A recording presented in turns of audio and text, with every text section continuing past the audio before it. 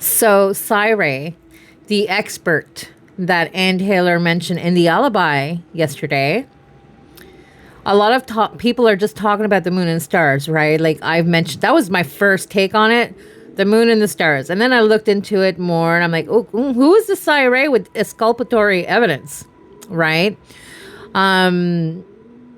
So, and at first they said Bethany had exculpatory evidence, and we have not heard of what that is yet, as of yet.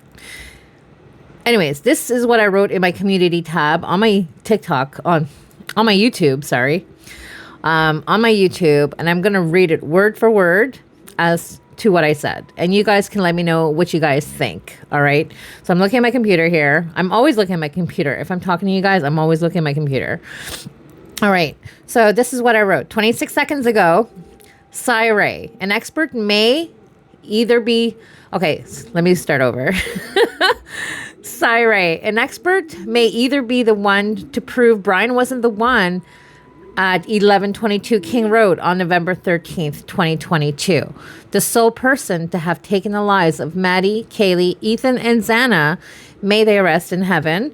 My commitment is to get justice for them first and foremost. Ann Taylor has spoken and states that this case is complex and states she won't be ready until 2025 to prove Brian's innocence at trial. So think about it. If all Syre has to say will prove that Brian is in fact innocent, then she surely doesn't need over 2 years for this trial to happen. In my opinion, Anne is planting bad seeds, doing her job as a defense attorney. I'm seeing a lot of people say, oh, this is it. Brian is for sure innocent. I don't think so. There's so much more to this case. 51 terabits of evidence, you guys, of data.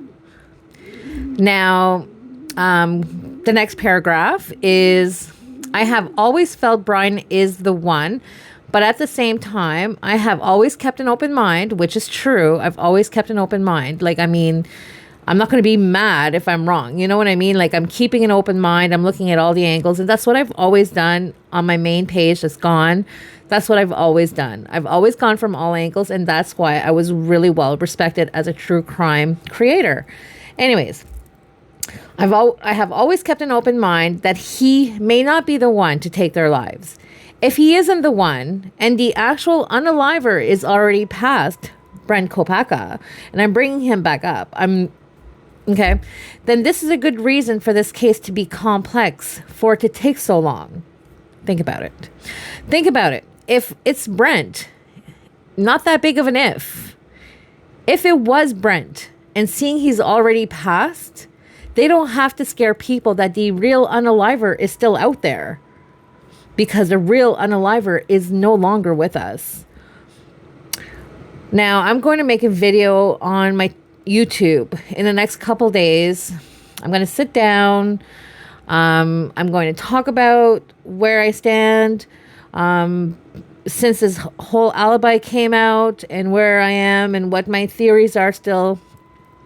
But this leads to my last little paragraph here. So my original narratives are still my beliefs. I had 3, and now one of them, the stalking narrative, is kind of up in the air. Unless he was stalking more than one, and we had to read between the lines at that time, who knows, right? So, and then that was it. See you soon is my last one, my last little line. So yeah, I don't know.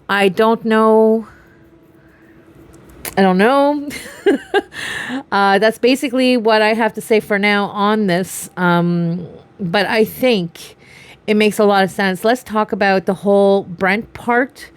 Because I have never stopped believing that Brent could be involved, could have helped, could have been there. Because I sure as hell do not believe DD, his friend, Duncan. I don't believe that guy. I don't believe him, because Duncan had not spoken with Brent for years.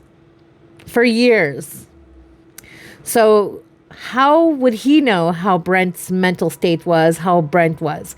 Anyways, I'm not like throwing Brent under the bus. I kind of am, because I've always believed he had something to do with it, because a whole SWAT team thing, in Indiana has never made sense for me.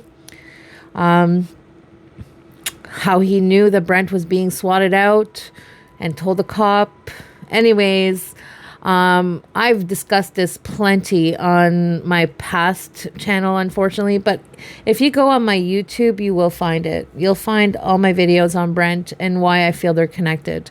So you can go check my YouTube. It's Sony D. I'll put it right here. But yeah, love you guys. What do you guys think?